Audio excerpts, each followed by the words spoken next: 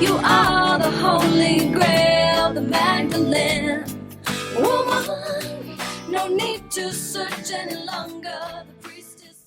Welcome to the Woman Arising podcast, hosted by Kathy Hartenstein and Zeppi Devi, where we elevate and celebrate inspiring women on the rise. In this podcast, we talk to women from all walks of life about their soul's journey, the obstacles they overcame, and how they embody their feminine power.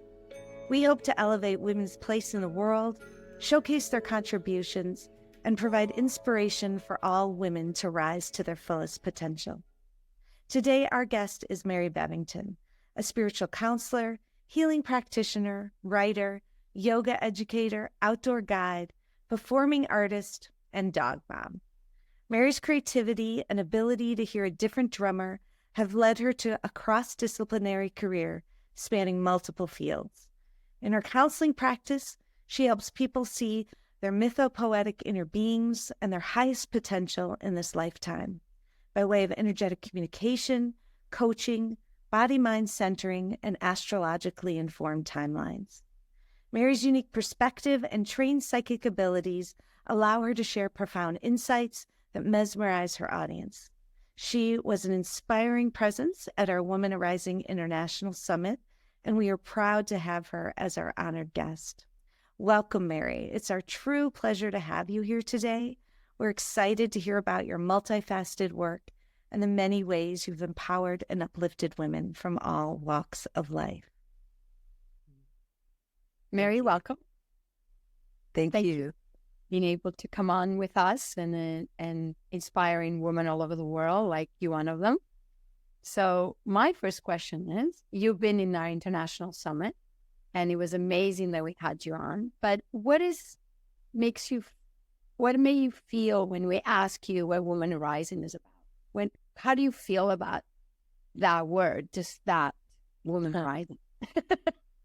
Yeah, I love the question.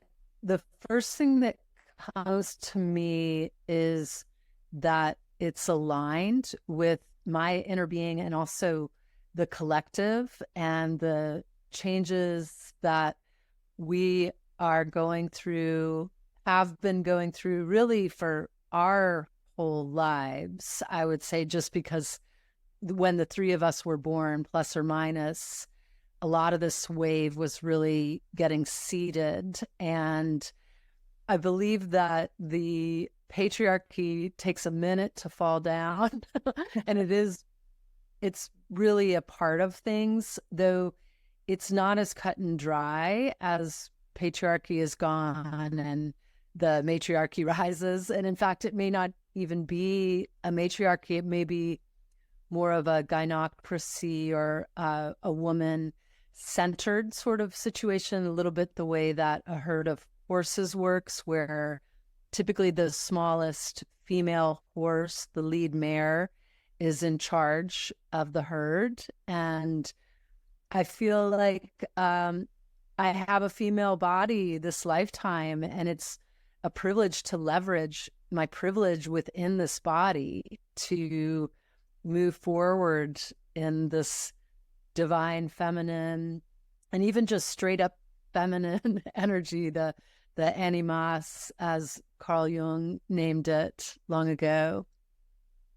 That is amazing, because it's not just about, the matriarchy or the patriarchy. It's about rising. I also feel that, it's about us really standing up for who we are, and you are great proof of that. So I really admire that that kind of energy of women that want to really rise in their own power, in their own self, and that is really amazing. So thank you. That's amazing. Love that answer. I do too. Thanks. So, and I love that. How do you feel? I just want to just watch that one more time. Just the feeling of it. Just an emotional feeling that it comes up. Emotions and feelings are two different things, but what is your feeling about it? Yeah. I love your distinction too between emotions and feelings. That's really neat. I almost have to contemplate that. It's sort of like, blah, with my brain. So I feel a sense of excitement right now because I feel like more and more are waking up across the land. And I think that happens inside me also. And I happen to be in a cycle in my personal lifetime in which it's completely aligned with this energy. So it feels really positive. I mean, if I gave you a list of 20 positive emotions, they would probably all be in the mix there. So maybe the most is perhaps an anticipatory excitement, even though I sense it here now. That's nice. Thank you. I love all of the different multifaceted ways in which you approach that. And I love this image of the smallest mare leading the pack and becoming the leader. And like, I think that's true when we're talking about women arising to really, that all of us, you know, we're bringing even those that, you know, are, we're not assuming that the strongest leader in the pack is always that person who's leading the pack. So I think that's really a beautiful image. And you know, with your multifaceted answer, I'm really excited to hear a little bit about your life's journey and kind of how you got to where you are today. I know you have so many beautiful interests that and passions that you pursue simultaneously, and we'd love to hear a little more about that. Yeah, I have been on a journey. So if we zoom out, way out as a soul, I've been on a really long journey in many incarnations.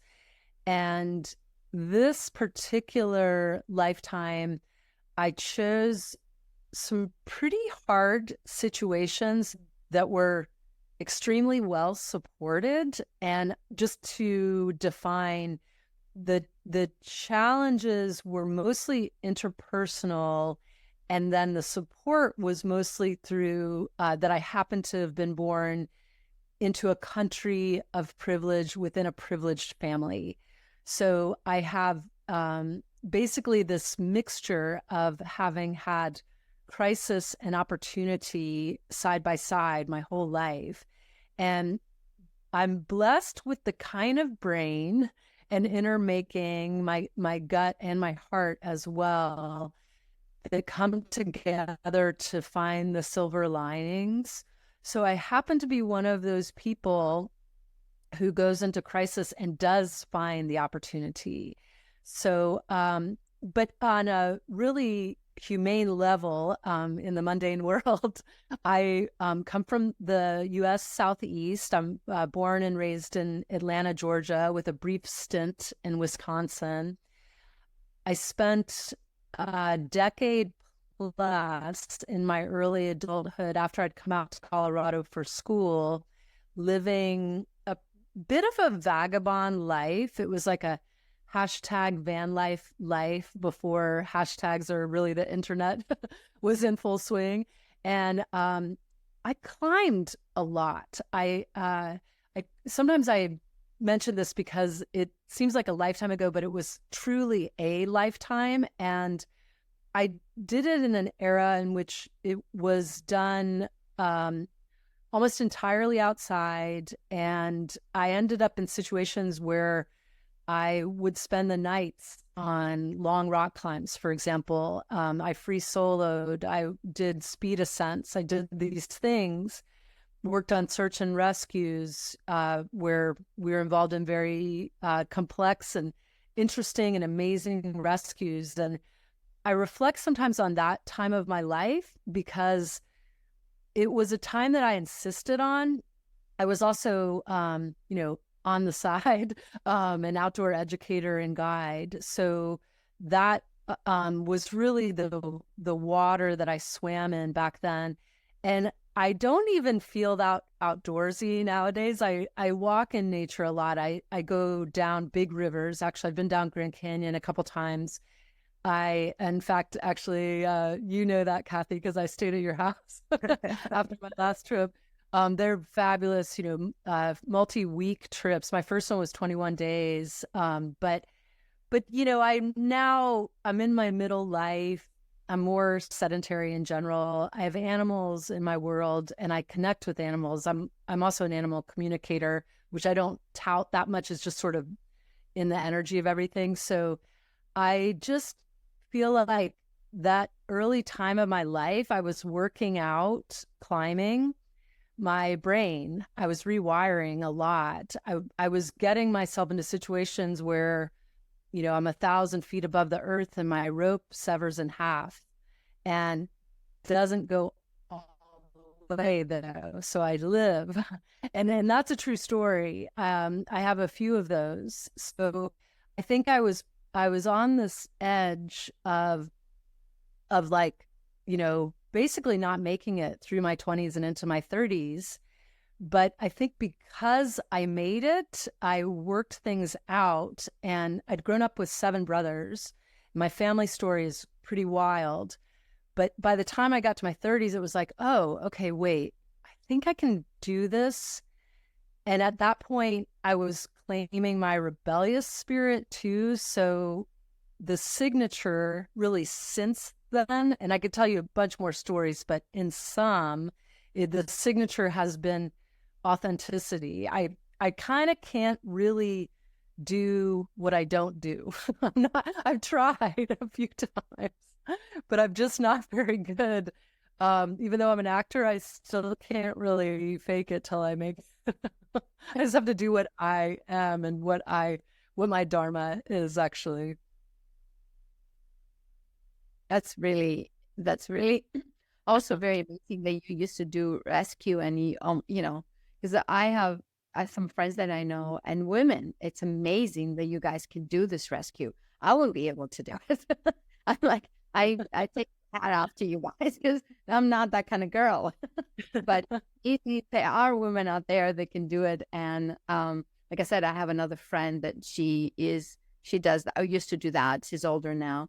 And, I get the feeling every time she talks, like you're talking about it. There's a feeling in there that is amazing to me and also to do the rescuing, I don't know. I don't know how to explain it. It's just overwhelming to me. And it's an amazing feeling of that. Yeah. So. Well, I think it is quite an incredible journey of kind of finding this rewiring of your brain and then the way in which that sort of guided you and let you kind of pursue your life in sort of all these different and interesting ways. So I really loved that thought there as well. So what sort of pivotal experiences have sort of shaped you and defined you in this life that you would say, from kind of all of the different experiences that you've had? Yeah, I love that question too. So it's interesting, this question coming now.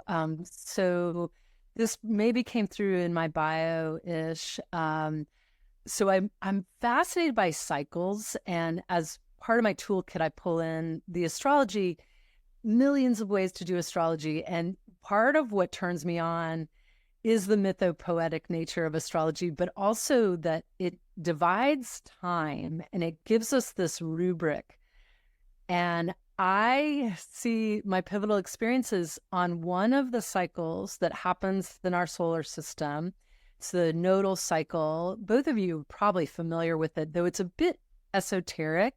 There's some astrologies that are entirely based on this cycle. Not entirely, but it's extremely emphasized. So Vedic astrology, for example. So the first one happens when a person is 18 years and 6 months old. So in the US, that would be typically when someone graduates from high school or they're entering their freshman year in college.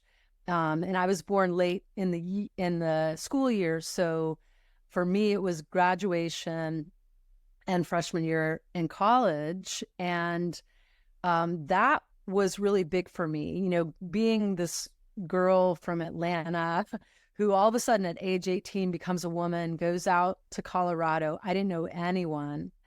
And I just jumped in, which that's definitely my personality. I have a lot of Aries energy. Luckily, it's sort of balanced with Taurus and Aquarius. But so really just classically going away to school, that was a huge one for me. And then a little bit after that, I actually experienced a ton of loss, friends, relatives. When I was in my next nodal return, which would be about age 36 and a half, going on 37, and it's an 18-month cycle. So, you know, the return, it's like a long birthday in a way, if we think of our birthday as a solar return.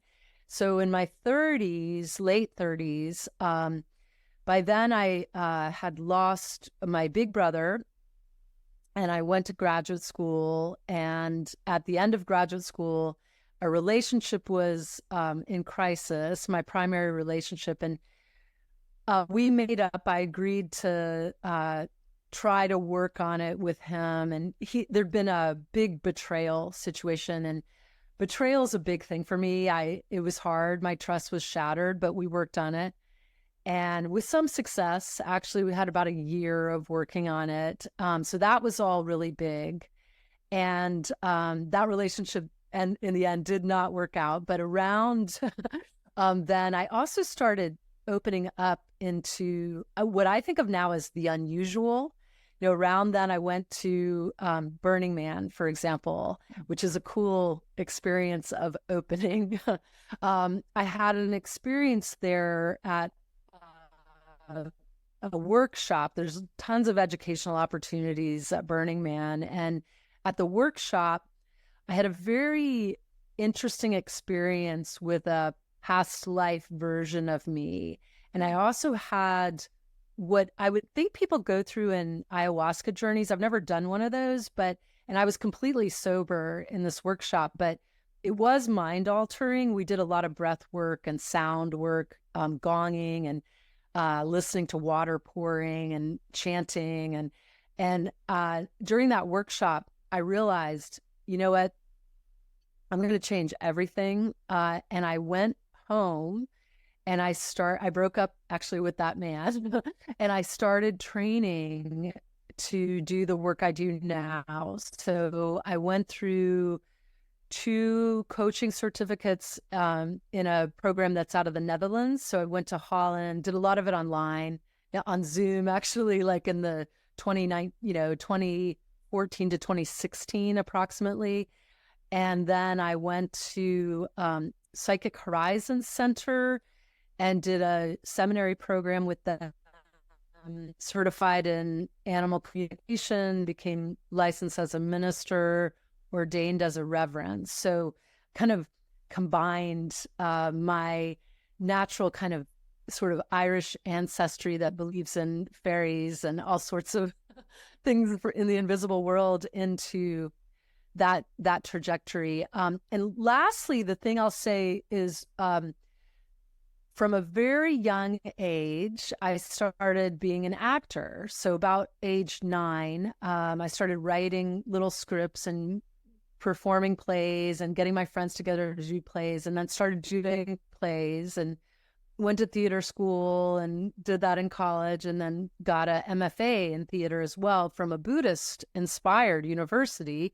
So the last part I'll say there is that the theater was an incredible influence for me in terms of energy. So it's funny, I do energy work now, and I can remember back age 17 reading Peter Brook's book, The Empty Space, famous director.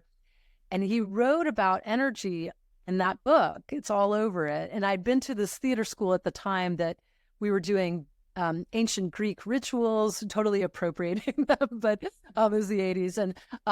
And we just were doing these really wild energy things. And it was that I think really influenced me, because I learned how to clean and fluff auras and how to meditate. And yeah, so that's the answer.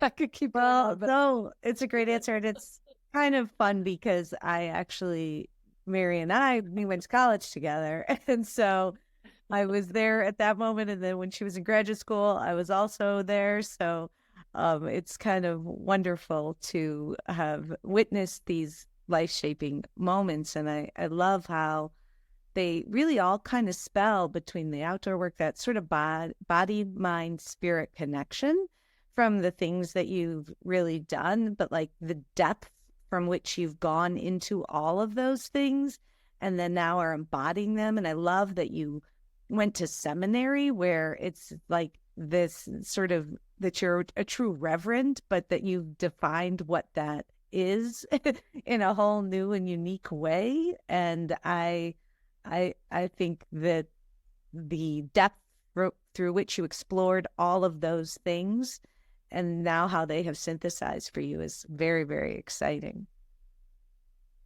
thank you. I appreciate it.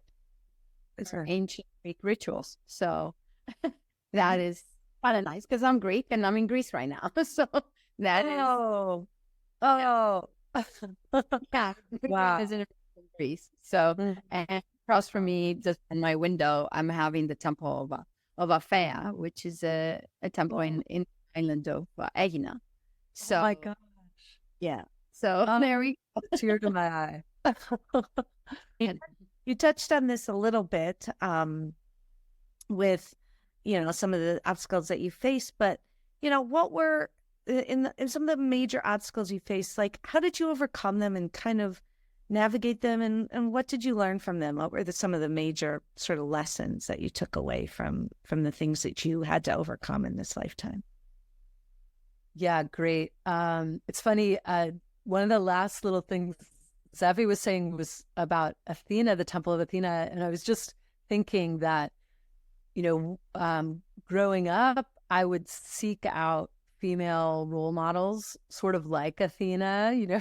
She midwifed her brother Apollo, even though they were twins in one of the myths. And I think what I've learned over time is growing up, I think I was constantly having a feeling as if I had to prove myself over and over again. And there was so much masculine energy in my family and so many male bodies as well. So I needed to be faster, stronger, smarter, all that stuff. And, like, for example, as little kids, actually, my parents took us skiing a fair amount because my dad loved to ski. And my brothers would they'd just tear all over the mountain and I would tear too. And if something was scary when we stopped at the top to go down, I'd always go down first. And I was probably more scared than they were, but I think it's a metaphor for what we as women do. Taylor Swift actually has a song about it. I mean, it's, and I think as a middle-aged person, what I've really learned the most is that I'm enough.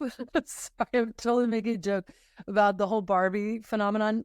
Ken says I'm enough, but it's that movie is so ironic in so many ways. But anyway, I kind of want to write like a dissertation on it. But I feel like now I'm at this place where I'm just like, you know what? I'm going to be who I am. Maybe I'll have an audience. Maybe I won't. Maybe I'll say something that impacts somebody. Maybe I won't. I'm never going to be the smartest person in the room all the time or the fastest or what have you. And that's completely fine. So in a way, if you do the math, it's kind of a journey of self-love and self-acceptance. And it's super hippie too, because I definitely am a very hippie child. So at this point in my life, even though my family's not, I just was like a changeling within my family. My family's kind of groovy, ancestrally Irish Catholic, gigantic family. But I do feel like it is all about love it is all about kindness, peace, and generosity. And I'm very much into the concept of resonance and creating from the Oort cloud, like the plasma, and creating heaven on earth. So as a woman, I feel like now I've come full circle where I feel so advantaged. Like I feel like, oh man, I have a female body. Like I have got female creative energy. I have ovaries. And even if you don't have ovaries, you might have the energy of ovaries. And I can put 120 kilowatt hours of electricity into every project I want to do. So that's maybe the main take home from the various walls I've climbed, if you will. Hills I've fallen down. I absolutely love that. And I love the celebration of the power of that womanhood. And that is exactly what we're talking about on, Women Arising, is really sort of claiming that, owning that, celebrating it. And I love the image too of the kilowatts, because that is that really significant power and energy. Oh, so, and next question I have for you was, and it talks a little bit about sort of the world we live in is this very sort of patriarchal world, and a lot of time women are really sort of celebrated in this way that we're discussing. And I'd love to hear about any time in which you've ever felt marginalized as a woman or witnessed it in the world or sort of saw it, and kind of, how that, how you navigated that, how you overcame that. Yeah. It's I have fascinating question. I feel like I'm still observing that, and I'll start with a positive. The Gen Z, these younger folks, goodness gracious, they have really figured out something beautiful in this realm. I mean, I feel like they're healing us by their example. And I'm Gen X, so we go back to my youth, the one that you two know on some level, as well. I mean, throughout media and culture, it was so the norm to basically say things that were really derogatory towards women. I can bring home the bacon and fry it up in a pan and never let you forget you're a man. That was the woman role model that we were meant to strive for. And, so it's archetypally, it's bringing Madonna and Hor together and as archetypes. And then essentially, again, from this archetypal perspective, making a woman be animus and anima. And we all are animus and anima. We all have the male energy and the female energy and all that's in between. But I think that what our culture was pushing us to do was essentially to be enslaved people. And I say that entirely respectfully for anyone or any culture where enslavement actually existed. But just that level of oppression of, this is what a woman is, this is a woman's place. And I grew up with a mom. I'm going to brag about my mom because she's kind of a remarkable example of a woman from the silent generation. She was born in 1937. I think that's what her generation's called. And she basically went to Yale Law School and graduated when I think she was just 22 at the time of a 3-year law school graduation, so very young. And her family had moved to Atlanta, so she called around to the law firms to get a job in Atlanta. And almost all of them told her that they didn't hire women. And then she did finally get a job at actually the most prestigious law firm in Atlanta. It still exists. The name has shifted a little bit. And they paid her the same rate, the same salary that the interns got, the male interns. She was the first woman who wasn't a secretary working there. And I don't think they even had a female paralegal.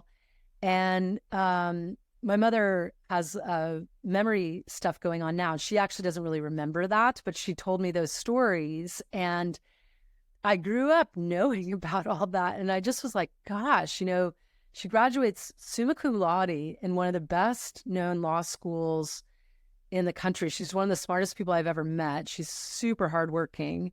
And she basically lasted for about 18 months and then skipped town and went to Venezuela and a Fulbright and studied international law, and then left the profession just because it was so, she couldn't do like a Ruth Bader Ginsburg. She just couldn't hang.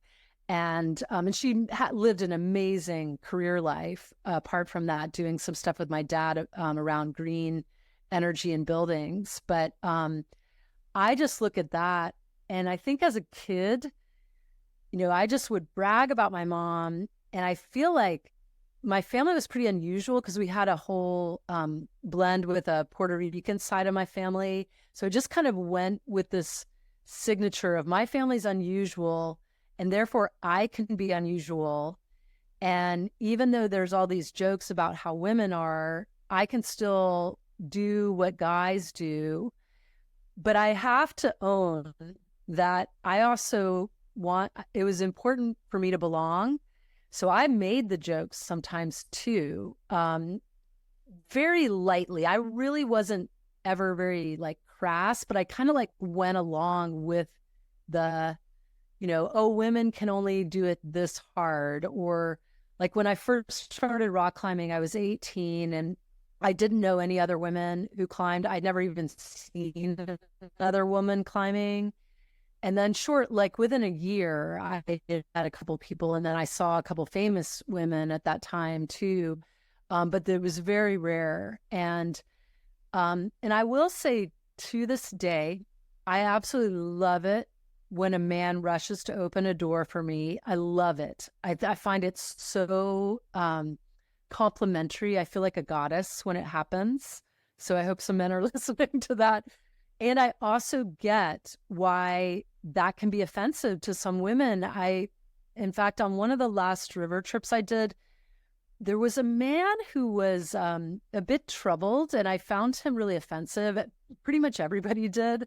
And he, with a lot of the women, was kind of constantly offering help. And with him, it was just a vibration, I believe, but I think it felt demeaning.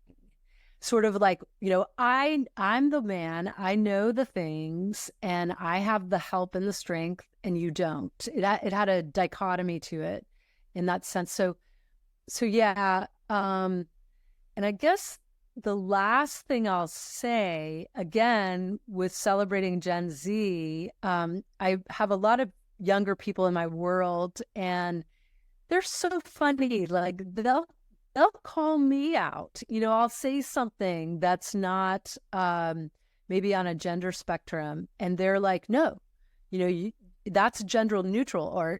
And I've gotten really good with pronouns actually, but I slipped on those initially a lot, especially they, them. And so many friends who are identifying with they, them pronouns now. Those are their pronouns. And I've gotten it straight, but I think it's the Gen Z who have helped me with that. So with some of the earlier question and talk around what's arising and women arising, I feel like a lot of the divine feminine is this integration. It's us realizing, one of the things I learned in graduate school, that there's cultures in the mountains of Mexico where they have 6 genders. And I remember hearing that in graduate school and being like, wow, that's amazing. And nowadays somebody would say that and be like, oh yeah, well, it's a non-binary, and it would be clear. And I just think this is how far we've come.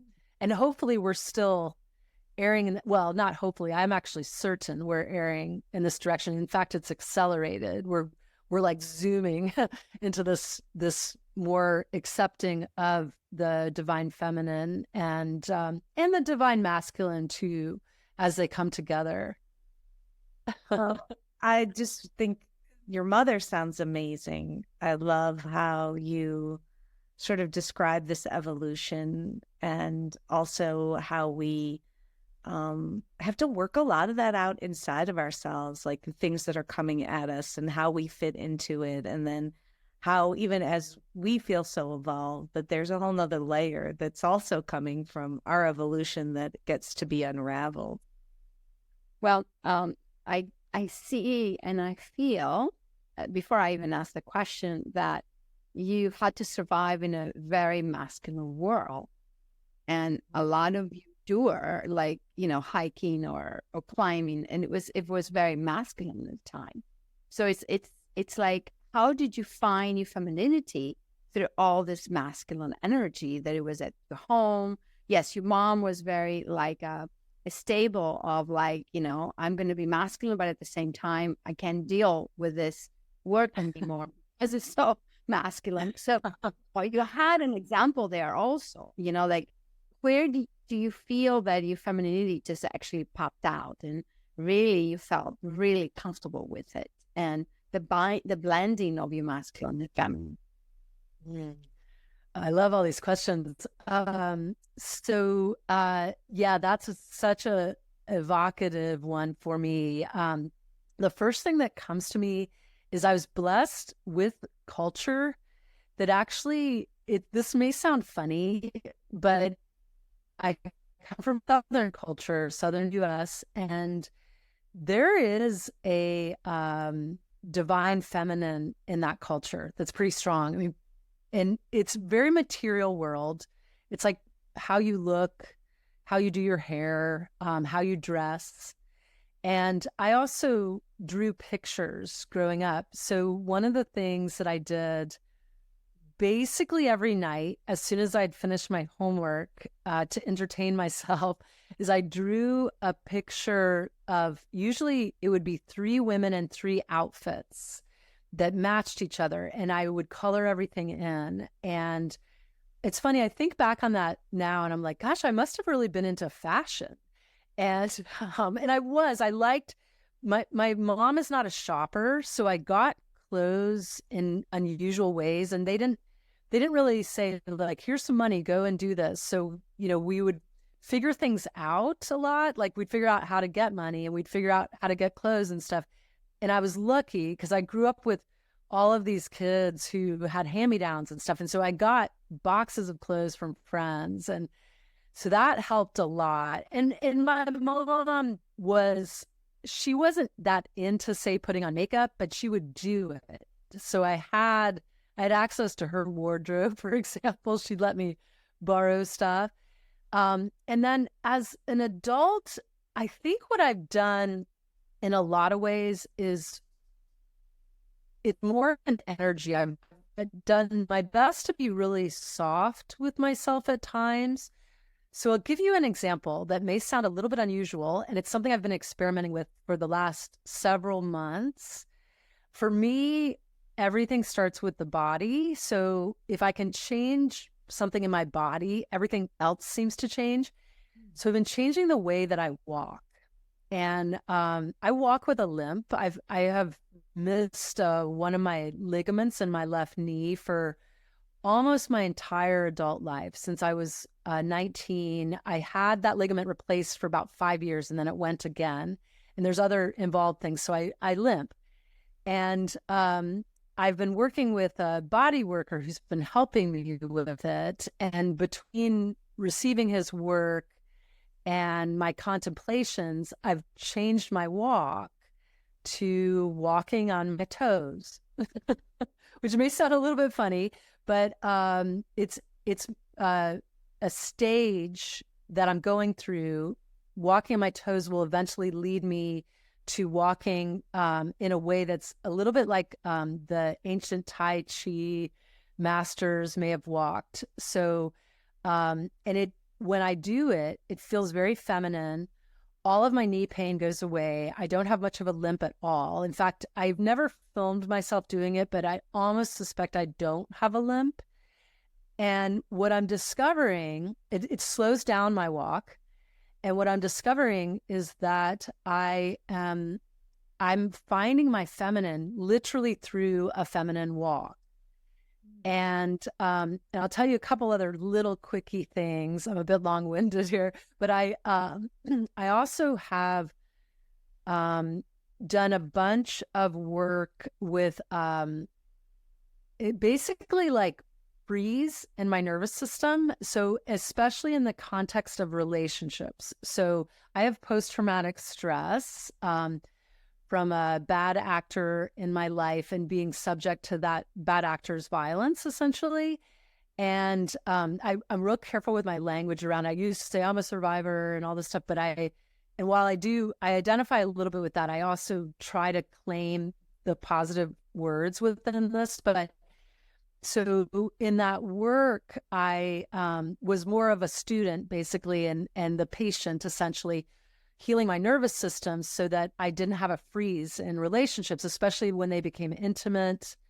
So I worked essentially with a sexologist, and one of the things that I do occasionally is I'll dress up. So I went to an art exhibit, for example. It was actually Christian Dior. Fashion comes back again.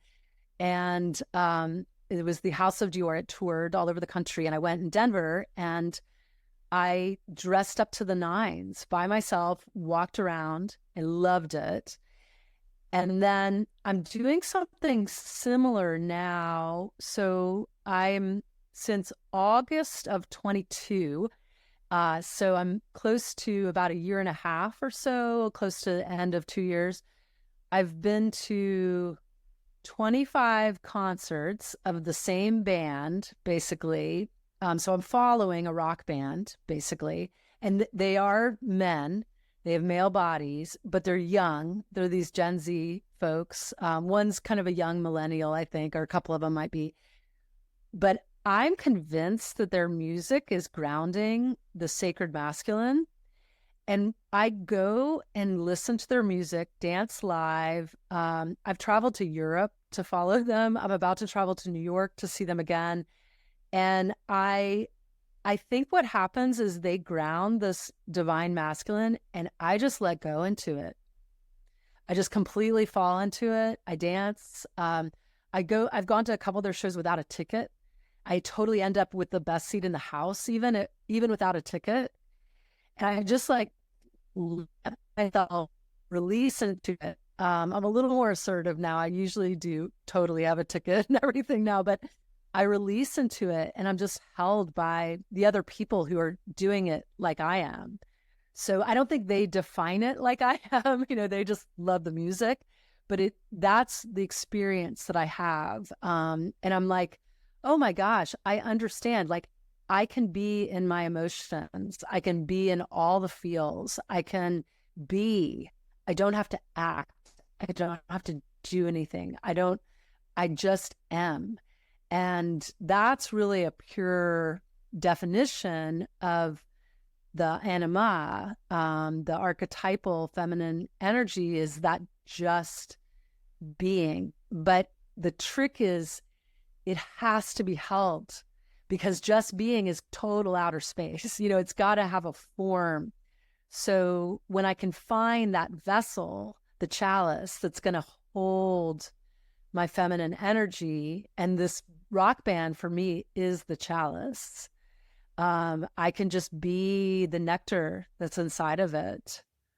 And it's quite, it's beautiful. Yeah, I love it. That is amazing. You kind of answered the next question in a sense. That's okay. I'm still going to ask it because, your answers are so full of everything that you are. And it's just, to me, it's amazing that you can cultivate all this, your masculine and your feminine. And, even with the limping, you feel so comfortable about it, but you're doing something about it to take it to the next level. And tiptoeing, is not as grounding, but you're finding your way to ground yourself through all that, and really shifting your body, and body, of course, holds energy, and we all know that. So by you doing what you're doing, like, I'm going to tiptoe, and it's okay. That is releasing something big right there. So to me, that is really amazing. But the question that I want to ask you is how you cultivate your divine feminine. I love the answer that you have before about dressing up to the tilt and wearing beautiful outfits and just going to a fashion show. And so, but what do you do for your divine feminine? What do you do for the part of yourself that is really, really wanting that nectar to flow, as you said earlier, being the chalice, but then also having that nectar, and the femininity, our nectar flows. So what do you do for that more than just the dancing in the band? But what do you do? It's like something else. I feel like there's some kind of, I know my question now is getting too long, but it's something else. I don't know. I can't capture it, but I feel there's something else that you do that is really, really connected to your divine feminine. Mm. Yeah, brilliant. Again, I love the distinction. And also, I have been calling it tiptoe walking. I love that. I call it feminine walking, tiptoeing. So you're super psychic. Yeah. So I think that the big thing I do in the divine sense is I cherish myself. So again, the divine feminine wants to be cherished. We want to be felt in our divine feminine. So it's an interesting journey, because on some level I have to bring in my own sacred masculine, the thinking part of me, the acting part of me that can say, okay, Mary, you're about to do something. Is this going to harm you or is this going to help you? Is this a positive? Is this a negative? And sometimes it may be me guiding my thoughts, like, okay, so I've had, this bad actor, for example, in my life. So I could go into this place of like, revenge, retaliation, victim, all that stuff. And I'm like, nope, cancel, clear. Nope, it's out of here. That's not where I'm at. And instead I reach for, it's kind of like a bumper sticker I saw yesterday, like, what would Dolly do? Like Dolly Parton. So I reach for like, okay, the divine feminine might just give themselves a breath. They might call their energy back. Like, okay, yeah, I just had a kind of a scare. Life is fearful and I don't belong and people are mean and I'm never going to get there. Or I could reach for that feeling of, well, wait a minute, I'm in this miracle of life. And in a very practical sense, I do a lot of body training, which I really think of as body-mind training. So to spell that out, it is, I wake up with mantra, and my mantra is all about praise, thanks, and love. And then I go to sleep with acknowledgement of what I have done for the world. So I learned this actually from a man, Michael Geshe-Roach. By reading him, he's one of my mentors. And he holds the divine masculine on earth for sure. But he says if we can recognize our goodness, then we're actually watering our seeds. So if I am planting an acorn, because presently that is what I'm doing. I'm manifesting a big shift financially for myself. I'm basically going to be, probably in about 4 years, there'll be a couple more zeros in my bank account, if not like 4 more zeros, for example. So as I plant that acorn through work I love too. So as I plant that acorn and watch it grow into this beautiful oak tree that provides tons of acorns and more, oak trees, a forest, then I do that watering and nourishment by recognizing that I'm giving to that every day. So again, to put it into one sentence, it is cherishing myself. And again, to bring, and this is where my brain scrambles a tiny bit, but to bring it to feminine, it's the essence of that. So it's not even the action, because that's a little bit more masculine, but the being of yeah, I got into a body this lifetime, like, and my body works, and I'm healthy, and I know people, and I can do things. And so you're probably noticing that a big part of it is that the resonance effect of the emotion and the feeling, and then that full loop cycle of then affirming all that. So that's one way I would say I find my divine feminine. I guess I'll add one last thing. I think it is this part of the collaboration with the sacred masculine. I find this, I'm still contemplating it, but I find it important because I think where our foremothers sort of went off track a little bit was in the waves of feminism, the suffragettes, and then the feminists in the 50s and 60s and 70s. I think there was so much harm done at that point by the patriarchy that they were just like, we're going to do this on our own. Thanks very much. And I think now we're at this place where we're healing the harm by collaborating on some level, like bringing divine masculine and feminine together. And again, I'm still contemplating this, so I hope that makes sense. That makes sense. Really balancing the masculine and the feminine for us to actually understand when the guy opens the door and loving it, even if he has the wrong connotations around it.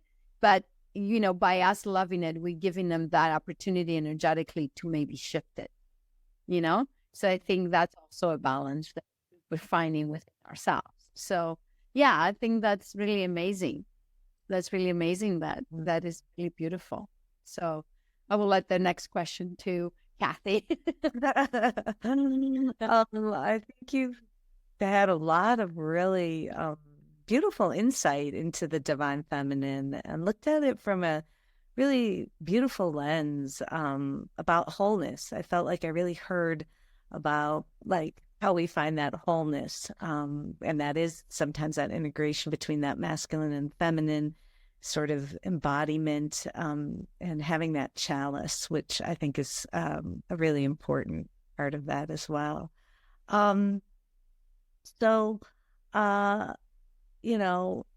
kind of wrap up here, as you reflect on your life's journey and some of the lessons and insights that you've gained along the way, what do you believe is essential for women to know as they sort of embrace and navigate their own paths? Like, how would you kind of impart your wisdom for people, things that maybe you wish somebody had told you at a young age that you wish you had known? Yeah. So my word for that is persevere. And this is really based on a pattern that I have, which is as I get a no, a feeling of rejection, a feeling of nothing, sometimes being ignored, I have a tendency to quit. Or if something gets really hard, I have a tendency to quit. And sometimes that's really good. Like sometimes it's not worth pushing.